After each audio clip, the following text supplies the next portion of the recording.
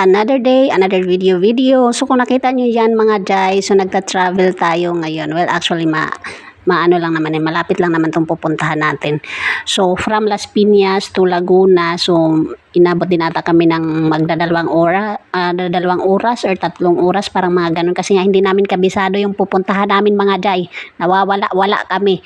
So yun nga, hindi namin kabisado. So hinto muna, magwi-waze muna or mag-Google Map muna para matunto natin yung location. Actually, yung mga napuntahan natin, no, maganda talaga siya.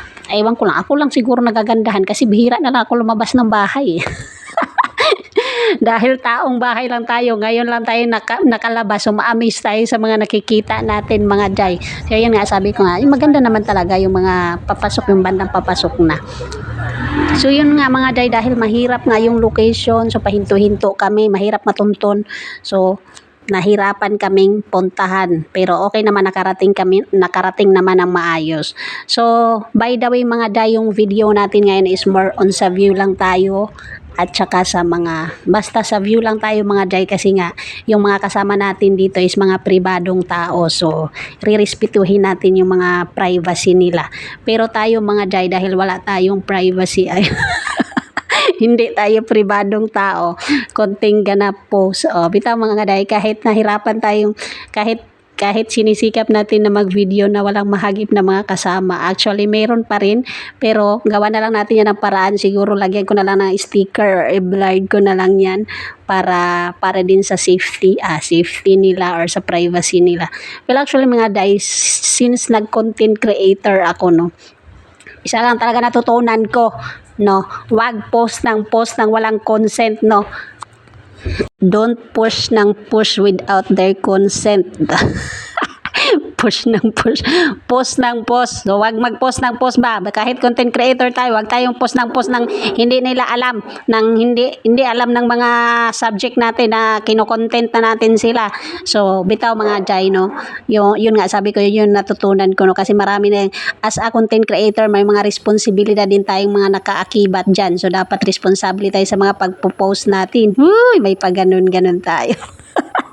May pag ganun tayong nalalaman. So dapat responsable tayo sa mga pinupost natin, kasi nga may mga nakaakibat yan ng mga responsibilidad, tapos responsable. Basta yun na yun. Basta as a content creator, diba, yun lang masasabi ko. Iwasan nyo yung post ng post. So, dito naman yung sa akin, yung asawa ko tsaka yung anak ko, wala silang choice. Kahit ayaw nila, sila palagi yung subject natin sa mga content natin. So kahit ayaw, napipilitan na lang. So yun na nga mga Jai, no. Since nandito na tayo sa video na to, kung saan na tayo nakarating. So ito na nga, umaga na. So sinulit pa rin nila at nagbabad pa rin sila dyan. So tayo ay hindi na ako nagbabad kasi puro basa na yung mga damit natin, mang bigat-bigat na iuwi. So sila pabalik-balik pa rin dyan. Sa hot spring, sa jacuzzi. Ayan na nga mga Jai, pero dito pala nag-video pala ako dun sa room, kasi nga maganda din yung room nila.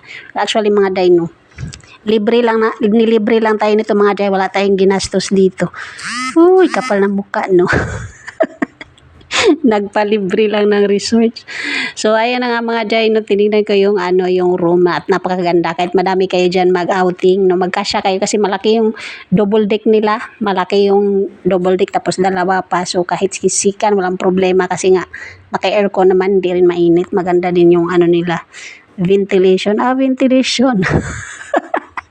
So ayan pala mga Jai, no, may paganyan-ganyan sila, may parada sila tuwing umaga, pabalik-balik yan dyan, paikot-ikot yan dyan sa village. Akala ko normal lang yun sa kanila, pero nabalitaan ko fiesta pala, kaya may ganyan, may parada sila tuwing umaga. So fiesta pala dyan sa barangay na yan, kaya may paganyan-ganyan sila. So sabi ko nga, yun lang mga video natin, sa mga view lang tayo nakafocus. So that's it for today's video mga Jai. Pauwi na pala kami nito kasi nga yung mga alaga namin wala pang kain. So thank you for watching. So see you sa next video.